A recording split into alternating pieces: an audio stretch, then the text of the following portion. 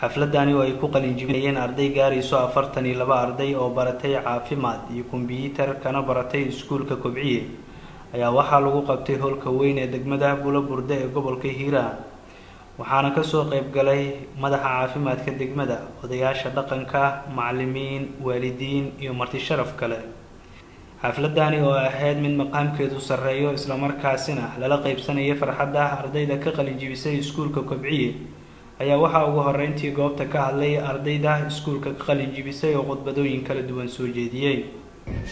أما بعد فإن أسرة المكونات من أعظم النعم التي أنعم الله بها على العبد ومن أعطي نعمة ووجب عليه أداء حقوقها والقيام بواجبها وكثير ما يكلم الناس عن حقوق الأبناء والأمهات والأبناء والبنات. First, what is health? Health is a state of being well, both mind and body, and free from illness. The health is very important for every human being. Try to be healthy always. At the other hand of Bulaburde is counted among the oldest town in Somalia. madaxa caafimaadka degmada Dr. Sakariya Cabdirashiid Samatalis ayaa iskuulka Kobciye uga mahadceliyay sida wanaagsan ee mar waliba ardaydu u soo saaro. qofka bilaadanka maskaxdiisa soo gacmaha ugu shaqaysiyo kala maskaxda in lagu shaqaysiyo qofka haduu waxbarashada time oo geliyo maskaxdana way qabsanaysaa qofka inuu waxbarashada jeclaado oo waqti oo geliyo laakiin se qofka haduu waxbarashadii meeshii loogu tala galay oo barnaamijyo kale oo geliyo maskaxdii waxay suubinaysaa inay shrinkage ay suubiso ama ay yaraato atrophy ay suubiso. Nabadoon Ibraahim Cabdi Jelle Buuqay oo mahadcelisay macallinkii ardaydaani soo waxbaray. waxaa la rabaa waxa walaalka ku baray inaad ku siisaayidid maskaxdaada hore aad ugu sii wadatid ilaa hadda bays fiican aad joogtaa.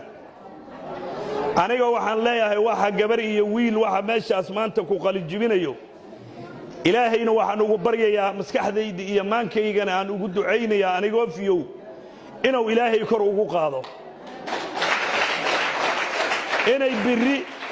inay birri naafacaan annagana aan mahadina inta yaro cimrigeena ka dhiman. Dr. Ciidiid Axmed Jusle oo ah macallinka soo waxbaray ardaydaani ayaa isna dhankiisa u mahadcelisay waalidiintii la soo dhabar adeegay ardaydaani. Iskuulkan waxaa la aasaasay sanadku markuu ahay 2017 bishii 3 October. sanadkanna waxaa maraynaa 2021 farqiga ugu dhaxeeyna waa dareemi kartaa. tusaale ahaan iskuulkan wuxuu soo maray marxalado aad u badan waxaana soo garb istaagay waalidiinta oo ubadkooda la jecel inay wax bartaan. tusaale ahaan waxaa ka mid ah iskuulkan arday badan ka soo aflaxday ardayda iskuulkan ka soo aflaxdayna dhammaan ama qaar ka mid ah waxay ka shaqeeyaan goobaha caafimaadka ama ha ugu yaraato farmashiyaasha ama MCH-da ha ugu yaraatee. markii ay soo ilaatay xafladda ayaa waxaa gabagabadii la guddoonsiiyay ardayda shahaadooyin ayagoona qaarkood farxadda la qaybsanayay waalidiintooda kuwa kaalmaha koowaad galay. ay kaalin ka gashay aan soo dhaweeyo talo waa qofkaas ay isleedihiin magaceeda hadda ku dhawaaqo waa Sahra Abuukar Qafaal.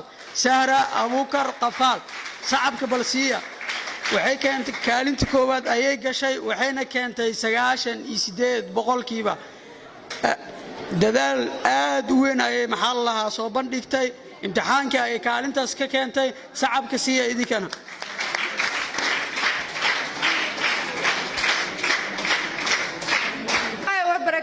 magacaygu waa Sahra Abuukar Qafaal waxaan ku dhashay degmada Bulaburde.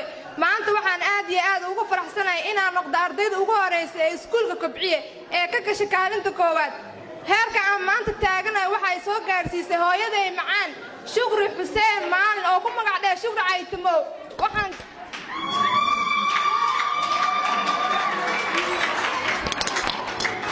maanta heerka aan taaganahay waxay soo gaarsiisay hooyaday aabahay macaan anigoo yar ayuu dhintay.